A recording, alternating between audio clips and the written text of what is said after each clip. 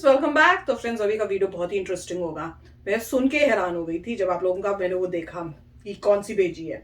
तो टाइटल है, भाषण में भारत की फिर की तारीफ, बोले हम साथ ही आजाद हुए थे, Pakistan PM Imran Khan speech on India. तो ये कमाल की है। मेरे ख्याल से ये नो कॉन्फिडेंस मोशन से पहले की होगी। बताना वही है क्या कि जाने से पहले, उससे पहले जो भी बोलना होगा अपनी आवाम को, जैसे बोलते हैं पब्लिक को। मेरे को पता है इनकी वीडियो सुन सुन के ना मुझे भी कई कई वर्ड्स आ गए, नहीं तो मुझे पहले आवाम नहीं पता होता था। तो उन्हीं को बोल रहे होंगे। और अमेजिंग बात है कि जाते जाते इंडिया की बात करके और इंडिया की प्रेज करते, जरूर मेरे ख्याल से डायरेक्ट प्रेज नहीं होगी, उसमें भी कोई टॉन्ट होगा मुझे लगता है, पर देख के पता चलेगा। पर है तो कमाल की बात। तो वीडियो शुरू करते हैं। वीडियो शुरू करने से पहले अगर आप चैनल पर नए हो और आपने अभी तक सब्सक्राइब नहीं किया है तो जल्दी से पहले सब्सक्राइब के बटन, बेल आइकन को क्लिक कर लो ताकि आपको हमारे सारे न्यू वीडियोस का नोटिफिकेशन मिल जाए जैसे हम अपलोड करें। अगर आपको वीडियो पसंद आता है प्लीज लाइक एंड शेयर। चलिए शुरू करते हैं। रूस के खिलाफ स्टेटमेंट देनी चाहिए। क्या वो हिंदुस्तान में कह सकते हैं? क्या उनकी जुर्रत है हिंदुस्तान में ऐसी स्टेटमेंट देते हुए? क्योंकि हिंदुस्तान एक सॉवरन मुल्क है और हम साथ ही आजाद हुए थे। तो मेरी अपनी कौम से ये है कि देखें, आपकी सॉवरेनिटी को प्रोटेक्ट करना है। लेकिन मैं तो यूथ से आज कहना चाहता हूं कि देखिए, आपका मुस्तकबिल आपके हाथ में है। मुल्क की सॉवरेनिटी आपके हाथ में है। अपनी जमहूरियत को, उसकी हिफाजत कौन करता है? कोई फौज नहीं कर सकती जमहूरियत की हिफाजत, कोई बाहर से फॉरेन पावर नहीं कर सकती। कौम अपनी जमहूरियत की हिफाजत करती है, कौम अपनी सॉवरेनिटी की हिफाजत करती है। ये जो हमारी सॉवरेनिटी के ऊपर अटैक हुआ है, मैं आज आपको कह रहा हूं, आज आप इसके ऊपर स्टैंड नहीं लेंगे, आगे से ये हुआ करेगा कि जो भी आएगा ना पावर में, जो भी आएगा वो फिर सबसे पहले देखेगा कि जब कोई सुपर पावर तो नाराज नहीं हो रही, और वो फिर वही करेगा जो वो चाहेंगे, क्योंकि उसको डर होगा कि उन्होंने 5, 10, 15 अरब रुपया खर्च करना और मेरी कुर्सी उल्टा देनी है। तो उन्हें अपनी पावर बचाने के लिए फिर वो सारे, जिस तरह ये है कि बेगर्स आर नॉट चूज़, इसी तरह के लोग आएंगे।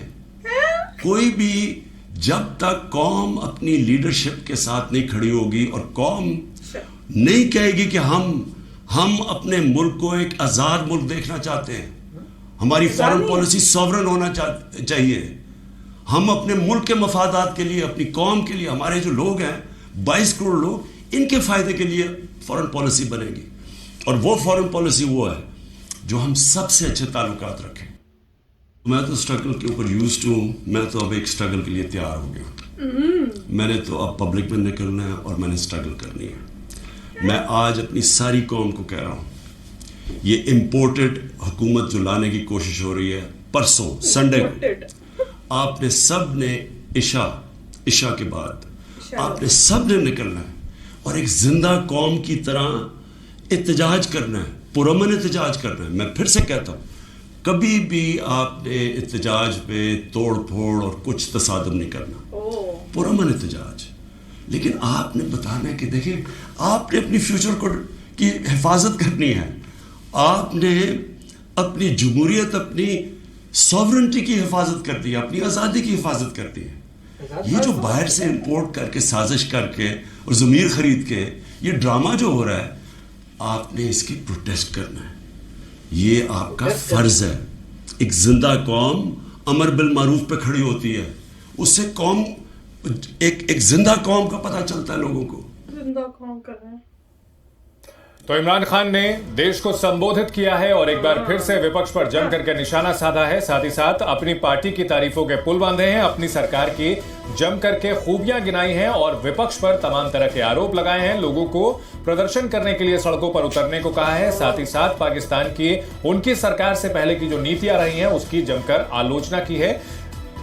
तो फ्रेंड्स, मजेदार थी। मेरे को अच्छा हुआ कि मैंने देख ली रिक्वेस्ट में आप लोगों के, नहीं तो स्किप हो गई होती। तो फिर तो यार इतनी मजेदार स्पीच मिस होके पता ही नहीं चल रहा था कि अच्छा ऐसे हुआ।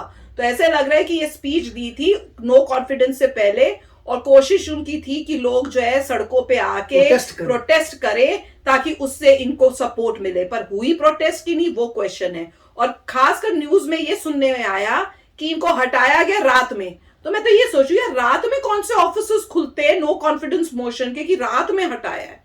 वो मुझे बड़ा अजीब लग रहा है कि आधी रात को ये सब हुआ है।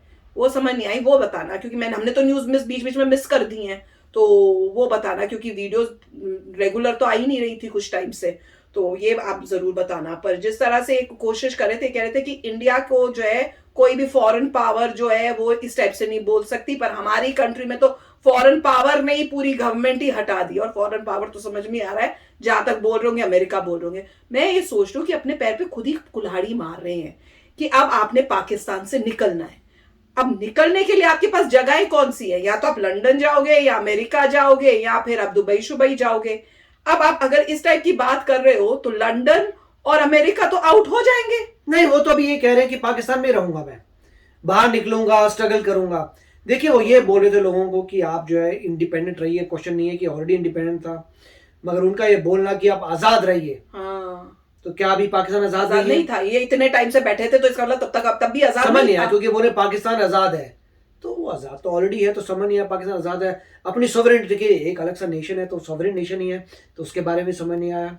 तो और ये नहीं, और अगर नहीं था सॉवरेन, तो इतनी देर तक जब आप गवर्नमेंट में थे तो आपने क्यों नहीं बनाया? मैं तो ये सोच रही हूँ, बताओ।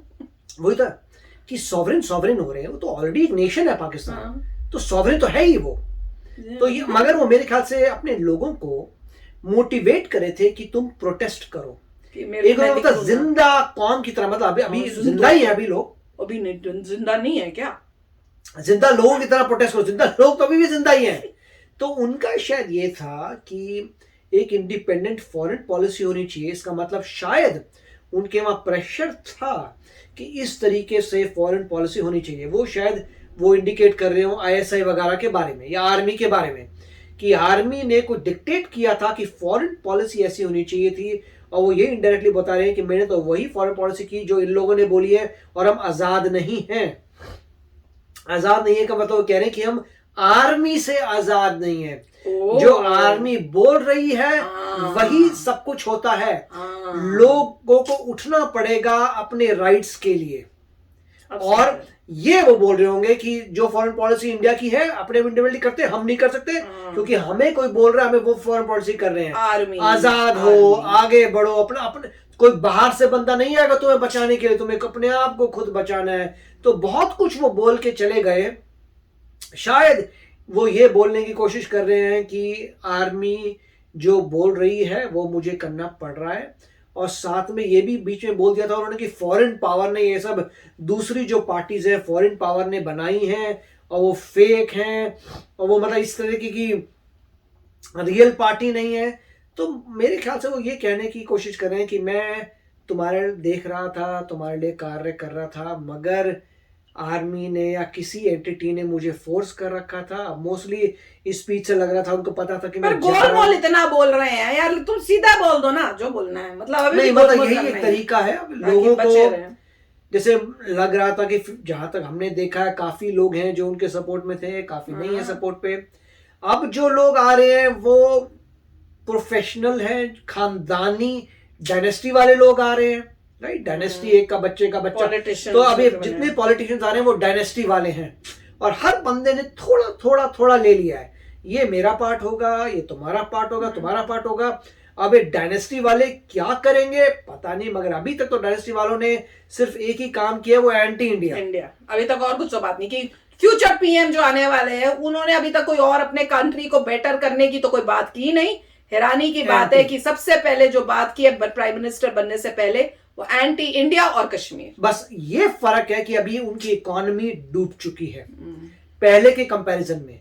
जो पहले की कंपैरिजन इकोनॉमी डूब चुकी है, इंडिया ऊपर जा चुका है, वो लोग नीचे जा चुके हैं, तो अब वो एंटी ज्यादा कर नहीं पाएंगे। प्लस हमारी गवर्नमेंट डिफरेंट है, अब गवर्नमेंट डिफरेंट है, हमारी इकोनॉमी बहुत स्ट्रांग हो चुकी है, वो लोग और नीचे जा चुके हैं। अगर सिंपल कंपैरिजन करना है, आप देख लीजिए $1 कितने इंडियन रुपीस का है और कितने पाकिस्तानी रुपए का, उससे पता चल जाता है। तो काफी अच्छा वीडियो था। अभी शेयर करना अपने थॉट्स। तो चलते मिलेंगे नेक्स्ट वीडियो में बहुत ही जल्द। Till then take care and bye bye. तो अगर आप मेरे इस चैनल पे नए हो तो जल्दी से सब्सक्राइब के बटन को हिट करो और बेल आइकन को क्लिक करो, ताकि आपको मेरा जब नया वीडियो मैं लगाऊं आपको उसके बारे में जल्दी से पता चल जाए।